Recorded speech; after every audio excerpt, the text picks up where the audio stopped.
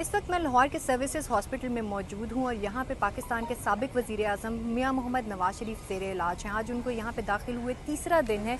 नैब की हिरासत में थे, जिसके बाद उनके जो ज़ाती मौलज हैं डॉक्टर अदनान, उनकी जानिब से एक रिपोर्ट शेयर की गई सोशल मीडिया पर, जिनमें बताया गया कि उनके प्लेटलेट्स में बहुत ख़तरनाक हद तक जो है कमी आई है। उसके बाद यहाँ पर डॉक्टर्स का ये कहना था, और न सिर्फ ये बल्कि जो वज़ीर सेहत हैं डॉक्टर यास्मीन राशिद, उन्होंने भी ये बताया कि हमने उनको 5 से 7 मेगा यूनिट जो है प्लेटलेट्स लगाए हैं, लेकिन वो बार बार जो है उसमें कमी आ रही है। अभी हमारी कुछ देर पहले जो चेयरमैन के बोर्ड के चेयरमैन हैं मेडिकल बोर्ड के डॉक्टर महमूद अयाज, उनसे बात हुई। उन्होंने हमें ये बताया है कि ये एक ऐसी बीमारी है जिसमें आपकी बॉडी जो है वो ये डिसाइड करती है कि हमने अपनी बॉडी के सेल्स को डिस्ट्रॉय करना है, और इस बीमारी को आईटीपी के नाम से कहा जाता है। उनका कहना ये था कि हम जितने मर्जी प्लेटलेट्स लगा लेंगे वो बिल आखिर जो है वो तबाह हो जाएंगे। इसलिए हम सबसे पहले जो है मियां मोहम्मद नवाज शरीफ की जो बॉडी का इम्यून सिस्टम है उसमें बेहतरी लाने के लिए कुछ इम्यूनोग्लोबुलिन्स के इंजेक्शंस जो हैं वो उनको देंगे। जब उनकी बेहतरी आ जाएगी इम्यूनिटी सिस्टम में, तो उसके बाद जो है उनको हम